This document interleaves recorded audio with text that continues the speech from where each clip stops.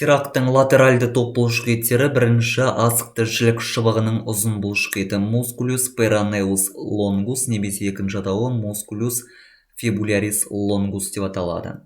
Ол сирақтың латеральды қапталында орналасқан екі қауырсынды бұлшықетке жатады. Ол асықты жілік шыбығы басынан және де дәл осы сүйектің 3/2 артқы бөлігінен бұлшықетаралық табақшадан және сирақ бұлшықеттері шандырынан бастау алатын болып табылады. Төмен қарай бағытталады және дәл осы сүйектің ортаңғы төменгі бөліктеріне келген кезде ол сіңіршеге ұласатын болып табылады.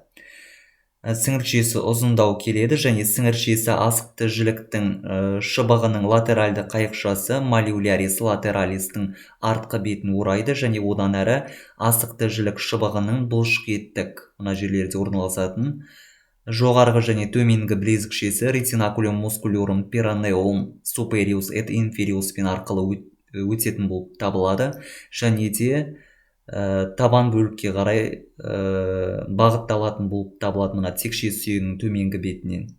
Және де ол медиальды сына тәрізді сүйекке мінекей мынаған.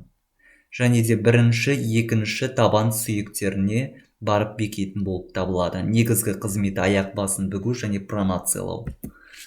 Асықты жілік шыбығының қысқа бұлшықеті мускулюс peroneus brevis деп аталады. Ол қос қауырсынды бұлшықетке жатады. Жіңішкелеу және ұзындау келіп, асықты жілік шыбығының сыртқы бетінде орналасатын болып табылады. Ол асықты жілік шыбығы төменгі бөлігінің сыртқы бетінен және сүйекаралық жарғақтың алдыңғы бетінен бастау алатын болып табылады және төмен қарай бағытталады. Латеральды қайықшаны қоршайды ол да және аяқ басының табандық бетіне бағыт алатын болып табылады. Және осы арқылы ол 5-ші табан сүйегі негізіне барып бекетін болып табылады.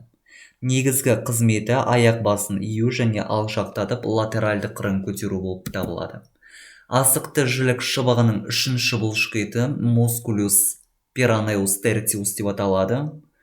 Ол асықты жілік шыбығының төменгі бөлігінің латеральды бетінен және сүйекаралық жарғақтан бастау алатын болып табылады. Төмен қарай бағытталады. Алға және латеральды бағытта өтіп, 5-ші табан сүйегінің негізіне барып бекетін болып табылады. Негізгі қызметі аяқ басының латеральды қырын көтереді.